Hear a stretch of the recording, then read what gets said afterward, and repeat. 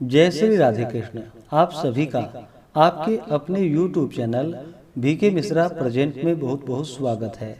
आइए आज आप सब सुनेंगे द्वादशी पारण के दिन तुलसी माता की कथा। जो भी भक्त सच्ची श्रद्धा के साथ भगवान विष्णु का पूजन करते हैं, भगवान शालिग्राम का पूजन करते हैं, माता तुलसी का पूजन करते हैं, एकादशी का व्रत करते हैं, इससे भगवान श्री हरि विष्णु अति प्रसन्न होते हैं और अपना कृपा प्रदान करते हैं। एकादशी का व्रत जो कि सभी प्रकार के पापों को नष्ट करने वाली है और व्यक्ति के जब पाप और ताप नष्ट होते हैं तो उनके पुण्यों का उदय हो पाता है और सभी प्रकार के फिर सांसारिक सुखों की प्राप्ति होती है।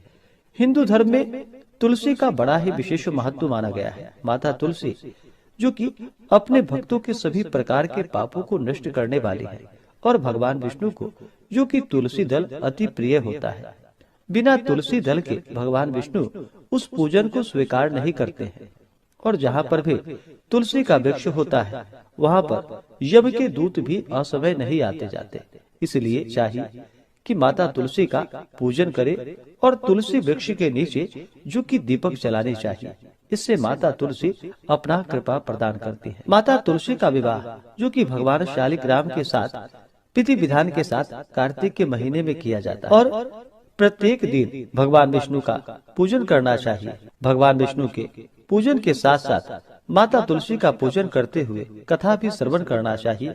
इससे भगवान विष्णु और माता तुलसी का कृपा प्राप्त होता है। तो आइए सुनते हैं द्वादशी पारण के दिन तुलसी माता की कथा। अगर आप एकादशी व्रत द्वादशी पारणा तिथि के दिन ब्राह्मण दक्षिणा, अन्नदान, वस्त्रदान, गौदान आदि के लिए देना चाहते हो तो आप अपनी श्रद्धा और सामर्थ्य के अनुसार हमें डिस्क्रिप्शन में जाकर के वहां से गूगल पे, फोन पे या अकाउंट नंबर के माध्यम से आप अपनी श्रद्धा और सामर्थ्य के अनुसार हमें ब्राह्मण दक्षिणा प्रदान कर सकते हैं।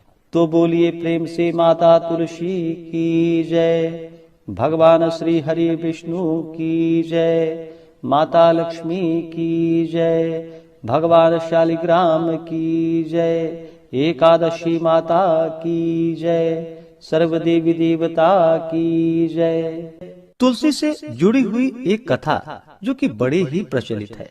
श्रीमद् देवी भागवत पुराण में इनके दिव्य अवतरण की दिव्य लीला कथा भी बताई गई है।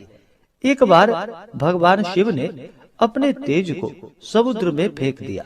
उससे एक महातेजस्वी बालक ने जन्म लिया। यह बालक जो कि आगे चलकर जालंधर के नाम से पराक्रमी दैत्य राजा बना। इसकी राजधानी का नाम जो कि जालंधर नगरी पड़ा। दैत्यराज काल नेमी की कन्या वृंदा का विवाह जालंधर से हुआ। जालंधर जो कि महाराक्षस था, अपनी सत्ता के मद में चूर होकर उसने माता लक्ष्मी को पाने की कामना से युद्ध किया, परंतु समुद्र से ही उत्पन्न होने के कारण माता लक्ष्मी ने उसे अपने भाई के रूप में स्वीकार किया। वहां से फिर पराजित होकर वह माता पार्वती को पाने की लालसा से कैलाश पर्वत पर पहुंच गया।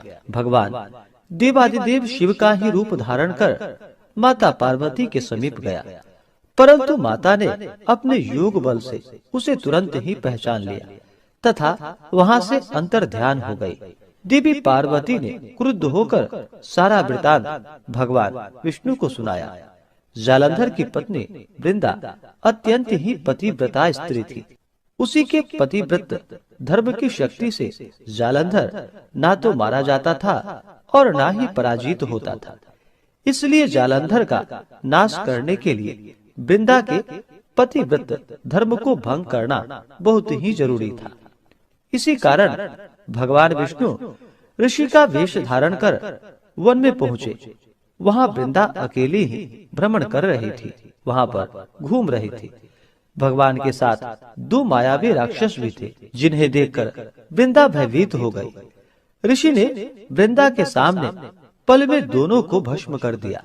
उनकी शक्ति को देखकर वृंदा ने कैलाश पर्वत पर महादेव के साथ युद्ध कर रहे अपने पति जालंधर के बारे में पूछा। ऋषि ने अपने माया जाल से दो वानर को प्रकट किए।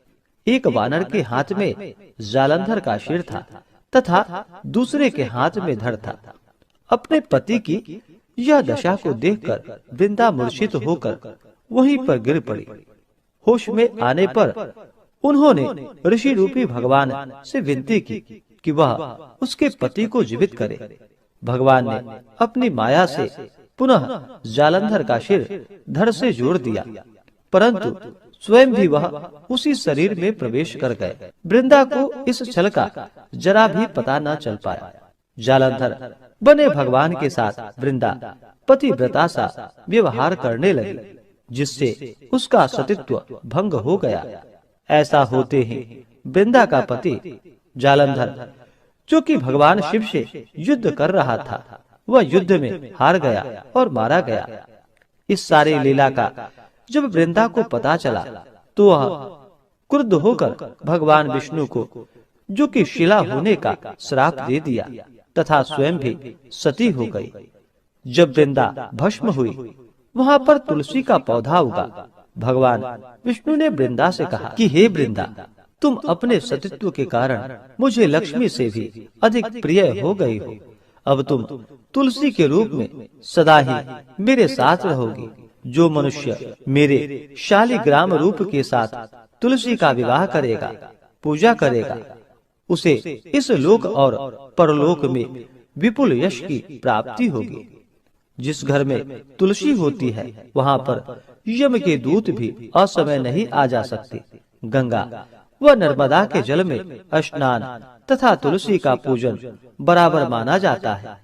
चाहे मनुष्य कितना भी पापी क्यों ना हो, मृत्यु के समय जिसके प्राण मंजरी रहित तुलसी और गंगा जल मुख में रखकर निकल जाते हैं, वह पापों से मुक्त होकर वैकुंठ धाम को प्राप्त होता है। जो मनुष्य तुलसी व आंवले की छाया में अपने पितरों का श्राद्ध करता है, उसके पितर भी मोक्ष को प्राप्त हो जाते हैं। इस प्रकार से जो भी भक्त सच्ची श्रद्धा के साथ भगवान विष्णु का पूजन करते हैं, भगवान विष्णु को तुलसी दल अर्पित करते हैं, भगवान शालिग्राम का पूजन करते हैं, माता तुलसी का पूजन करते हैं, भगवान शालिग्राम के साथ माता तुलसी का विवाह संपन्न करते हैं, उन्हें विपुल यश की प्राप्ति होती है तथा सभी प्रकार के पापों का नाश होता है तथा सभी प्रकार के मनोरथ सिद्ध होते हैं। तो बोलिए प्रेम से भगवान विष्णु की जय, माता लक्ष्मी की जय। इस बार पुत्रदा एकादशी का व्रत, जो कि 5 अगस्त 2025 दिन मंगलवार को पड़ा है। एकादशी तिथि प्रारंभ समय 4 अगस्त 2025 दिन सोमवार सुबह 11:44 और एकादशी तिथि की जो समाप्ति है वह 5 अगस्त 2025 दिन मंगलवार दोपहर 1:13 पे एकादशी तिथि की समाप्ति है। व्रत पारण के लिए कहा गया है कि व्रत का पारण हरिवासर समाप्त होने के बाद और द्वादशी तिथि में ही व्रत का पारण करना चाहिए। द्वादशी तिथि प्रारंभ समय 5 अगस्त 2025 दिन मंगलवार दोपहर 1:14 और द्वादशी तिथि की जो समाप्ति है वह 6 अगस्त 2025 दिन बुधवार दोपहर 2:10 पे द्वादशी तिथि की समाप्ति है। तो व्रत का पारण 6 अगस्त 2025 दिन बुधवार को किया जाएगा। पारण का समय सुबह 5:45 से सुबह 8:26 तक व्रत का पारण किया जाएगा। इस व्रत का पारण दुर्वा दलेन पारणम, यानी कि दुर्वा दल से व्रत का पारण है। यह संभव ना हो तो आप जल, फल या तुलसी दल से व्रत का पारण करें। पारण के दिन 6 अगस्त को ब्रह्म मुहूर्त का समय सुबह 4:20 से सुबह 5:03 तक होगा। प्रातः काल पूजा का शुभ मुहूर्त सुबह 4:03 से सुबह 5:44 तक होगा। पारण के लिए चाहिए कि द्वादशी की सुबह उठ करके स्नान आदि करके शुद्ध वस्त्र धारण करके भगवान का पूजन कर ले, भगवान को भोग लगाए, भगवान की आरती कर ले। उसके बाद फिर ब्राह्मणों को भोजन करवाए, ब्राह्मणों को दान और दक्षिणा दे और फिर समय के अनुसार व्रत का पारण करे। इससे अनंत फलों की प्राप्ति होती है। इसी प्रकार से ज्ञानवर्धक जानकारियाँ प्राप्त करते रहने के लिए, व्रत पूजा के बारे में जानने के लिए, कथा को सुनने के लिए चैनल पे अगर आप पहली बार आए हैं तो चैनल को लाल बटन दबा करके सब्सक्राइब करें, साथ में बेल आइकन घंटी को दबाएं ताकि आने वाली वीडियो का नोटिफिकेशन आपको समय से मिलता रहे।